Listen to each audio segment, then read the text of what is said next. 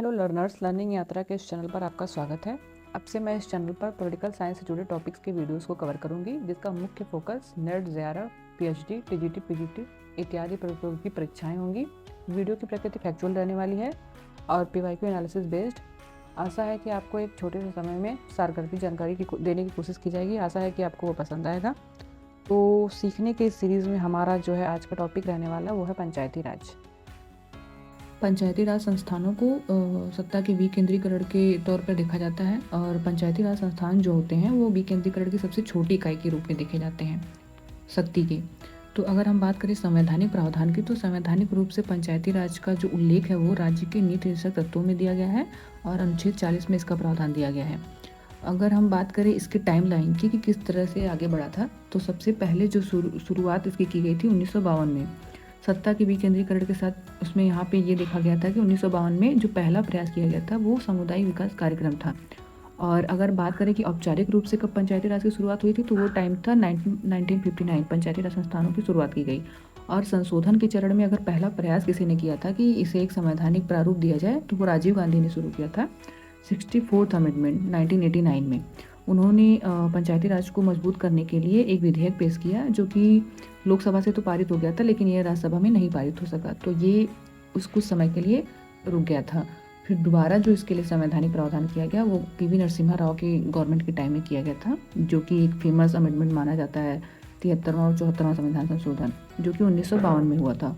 तो अमूमन जो एग्जाम्स में पूछा जाता है वो सबसे ज़्यादा यही पूछा जाता है कि ये 73rd और 74th अमेंडमेंट कब हुआ था।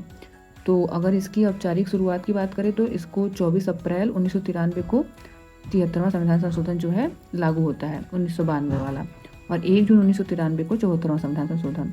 और पहला राज्य भी पूछता है कि कहाँ पे लागू हुआ था, तो हम राजस्थान के नौगढ़ जिलों में मान लेते हैं। और अब इसके साथ इसकी कुछ इंपॉर्टेंट जो है समितियाँ हैं, जिससे पंचायती राज से संबंधित कुछ समितियाँ बनाई जाती हैं और जो समय समय पर कुछ सुझाव देती हैं, जिनको लेकर के अगर हम क्वेश्चन की बात करें तो क्रोनोलॉजी बेस्ड पूछता है कि कौन सी समिति कब बनाई गई थी। तो हम इतना ध्यान रखेंगे कि समितियों का क्रम क्या है और उस समिति ने मुख्य क्या सुझाव दिए थे। और इन सारी समितियों में सारी इंपॉर्टेंट नहीं है, कुछ ही हैं जिनसे बार बार प्रश्न आते हैं।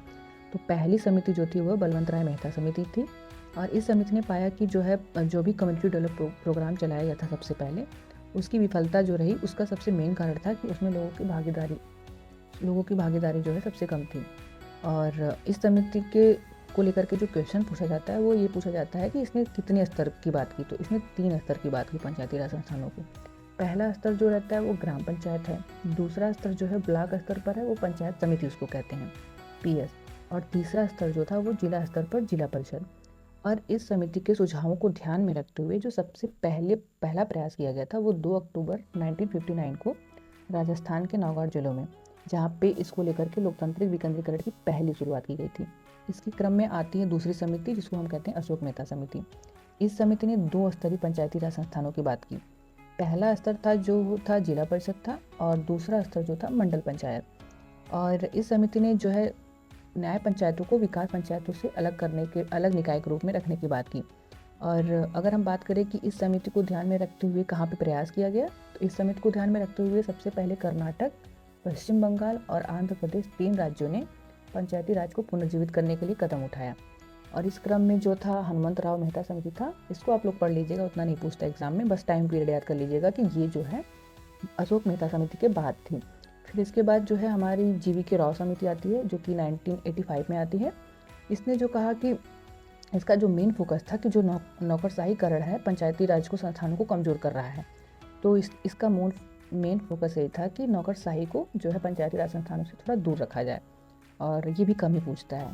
और सबसे इम्पॉर्टेंट जो समिति थी वो थी एल एम सिंघवी समिति, और काफ़ी एग्जाम में पूछती भी है। इसका क्रोनोलॉजी में भी पूछता है और इंडिविजुअल भी पूछता है कि कब आई थी और इसका मेन फोकस क्या था। तो इसका मेन फोकस अगर था तो संवैधानिक दर्जा देने की सबसे पहले इसी ने बात की थी पंचायती राज संस्थानों को। और ये बनी कब थी, तो 1986 में बनी थी और सरकार उस समय राजीव गांधी की थी और ये एल एम सिंघवी की अध्यक्षता में बनी थी। और इसने ये भी कहा था कि जो भी पंचायती राज हैं उनको अधिक वित्तीय स्वायत्तता दी जाए। ठीक है। इसके बाद आती है पीके थुंगा समिति जो कि आती है 1989 में। इसने भी लगभग वैसे ही बात की जैसा कि एल एम सिंघवी कमेटी ने की थी। इसने भी कहा था कि पंचायती राज संस्थानों को संवैधानिक मान्यता दिया जाए और इनका कार्यकाल निश्चित किया जाए जो कि 5 वर्ष था, और एक राज्य वित्त आयोग की स्थापना की जाए। और इसके साथ ही आता है कौन सी समिति आती है, जो हमारी सबसे लास्ट समिति थी, थुंगन समिति थी। थुंगन समिति हम लोग कर लिए ना, हाँ, इसमें यही था संवैधानिक मान्यता और निश्चित कार्यकाल और एक राज्य वित्त आयोग। इसके बाद जो आती है वो है अंतिम समिति, जो थी वो गार्डिकल समिति थी, जो कि आती है 1988 में। मैं बार बार कह रही हूँ कि कौन समिति कब आई थी और उसका ईयर भी मैं बोल रही हूँ। जब भी आप PYQs देखेंगे तो उसमें हमेशा आप पाएंगे कि इस समिति की क्रोनोलॉजी पागलपन की हद तक पूछती है। तो इसे आप इतना देखिए कि समिति कौन सी आई थी, कब आई थी, उसकी क्रोनोलॉजी सबसे ज़्यादा ज़रूरी है ध्यान में देना। तो इस जो गार्डिकल समिति आई थी, इसने भी वही सेम बात की थी कि अवधि जो है 5 वर्ष की जाए और 3 स्तर किया जाए, गांव, ब्लॉक और जिला स्तर। और जो है इसने जो क्या कहा था कि एक राज्य निर्वाचन आयोग की भी बात की थी। ये थोड़ा नया है तो इसको आप लोग नोट कर लीजिएगा कि गार्डिकल समिति ने राज्य निर्वाचन आयोग की स्थापना की बात की थी। और इसने सबसे मुख्य बात जो कहा था वो कहा था कि तीनों स्तरों पर जो पंचायत के हैं उनके सदस्यों का चुनाव जो है प्रत्यक्ष होना चाहिए। और पहली बार इस समिति ने SC ST और महिलाओं के लिए आरक्षण की बात की थी। पंचायती राज संस्थानों का अध्ययन करने के लिए समय समय पर कुछ संस्थान बनाए गए थे। इसका जो है विवरण निम्नलिखित दिया हुआ है। इसमें जो है ज़्यादातर यही पूछता है कि किस टाइम दिया गया था और इसके हेड कौन है। तो हम देखते हैं कि 1960 में जो बनता है वो पंचायती सांख्यिकी के युक्तिकरण पर समिति बनती है और इसके चेयरमैन VR राव हैं। और 1961 में जो बनता है वो पंचायतों और सहकारिताओं पर कार्य समूह बनता है। इसके चेयरमैन जो होते हैं वो SD मिश्रा होते हैं। और 1961 में ही बनती है पंचायती राज प्रशासन पर अध्ययन दल। इसके जो है चेयरमैन V स्वरन रहते हैं। और 1962 में बनता है न्याय पंचायतों पर अध्ययन दल। इसके चेयरमैन रहते हैं GR राजगोपाल। और 1963 में बनती है समिति जो है वो पंचायती राज आंदोलन में ग्राम सभा की स्थिति पर अध्ययन दल जो बनता है, उसके जो चेयरमैन होते हैं RR दिवारकर होते हैं। और 1963 में बनती है study group on budgeting and accounting procedure on Panchayati Raj institution. इसके जो है हेड जो होते हैं M रामाकृष्णन होते हैं। इसके बाद हमारी बनती है 1963 में ही एक और समिति बनती है जिसका नाम रहता है पंचायती राज पर इसका क्या रहता है कि जो फिनेंस है उसका अध्ययन करने के लिए बनता है। इसके केस अंथानम रहते हैं, तो ये थोड़ा इंपॉर्टेंट है, आता है। और फिर उसके बाद 1965 में बनता है पंचायती राज चुनाव संबंधी समिति। इसके भी जो हेड रहते हैं या फिर चेयरमैन वो केस अंथानम ही रहते हैं। फिर उसके बाद बनती है 1965 में बनती है पंचायती राज निकायों के लेखा परीक्षण और लेखा परीक्षण पर अध्ययन दल। इसके जो रहते हैं चेयरमैन रहते हैं वो R के खन्ना रहते हैं। हाँ, ये थोड़ा सा फैक्चुअल इन्फॉर्मेशन है, पर हाँ कभी कभी इसका क्रोनोलॉजी दे देता है या फिर कभी कभी दे देता है कि कौन सी समिति बनी थी और उसके चेयरमैन कौन थे। ये भी एक बार PYQ आया शायद 2023 में। 1966 में जो बनती है पंचायती राज प्रशिक्षण केंद्रों पर समिति बनती है, उसके जो रहते हैं चेयरमैन G रामाचंद्रन रहते हैं। 1972 में एक समिति बनती है सामुदायिक विकास और पंचायती राज पर 5वीं पंचवर्षीय योजना तैयार करने के लिए कार्य समूह। इसके भी जो चेयरमैन रहते हैं N रामाकृष्णन ही रहते हैं। और 1976 में जो लास्ट बनती है समिति उसका नाम जो रहता है वो सामुदायिक विकास और पंचायती राज संबंधी समिति, और इसके जो चेयरमैन रहते हैं दयाराज चौबे रहते हैं। अब हम इसी क्रम में देखते हैं कि 73rd अमेंडमेंट जो है उसका जो है संवैधानिक प्रावधान किस प्रकार है। तो जैसा कि हम ऊपर भी पढ़े थे कि जो 73rd अमेंडमेंट आया था वो 1992 में आया था PV नरसिम्हा राव की गवर्नमेंट में। और अगर हम बात करें आर्टिकल्स की तो 243 से लेकर के 243O तक जो है ये प्रावधान दिया हुआ है।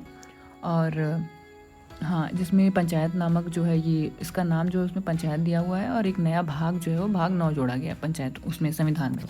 और इस भाग 9 में कुल 29 विषय शामिल किया गया और अनुसूची के नाम पे 11वीं अनुसूची जोड़ा गया। हम देखते हैं।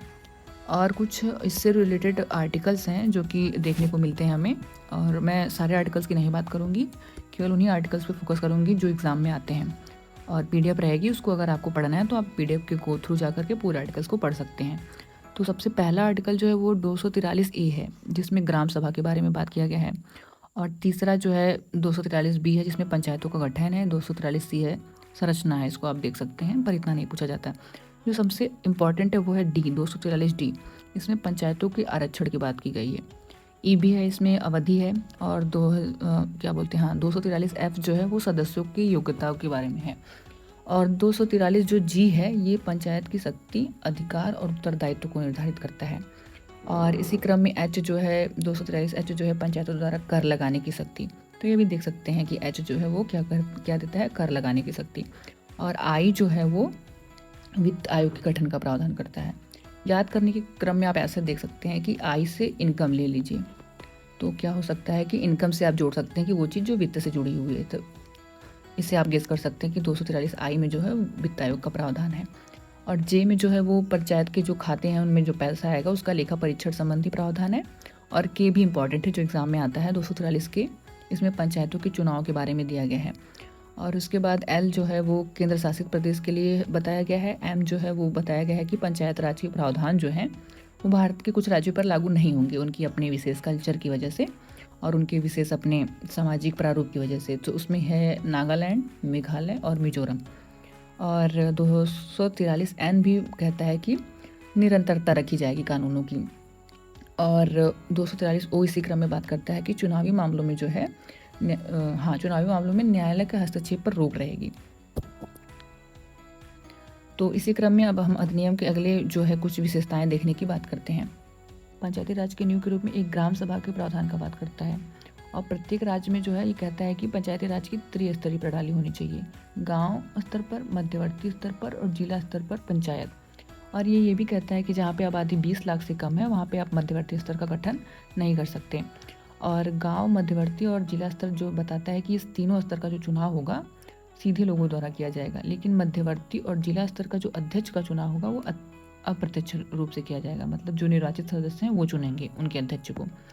और ये बताता है कि प्रत्येक पंचायत में SC/ST को जो है आरक्षण की बात करता है, और जो जिनका आरक्षण जो रहेगा वो उनकी जनसंख्या के अनुपात में रहेगा। और महिलाओं के लिए भी आरक्षण की बात करता है, 1/3 होना चाहिए। और अभी हम बात करेंगे कुछ प्रावधान मैंडेटरी हैं और कुछ जो है मैंडेटरी नहीं है, उसकी भी बात करेंगे तो उसमें ये आ जाएगा। और इसने बताया है कि निर्वाचक नामावलियों को भी तैयार करने की बात की है, जो कि किसके राज्य चुनाव आयोग के निर्देशन के अंतर्गत होगा।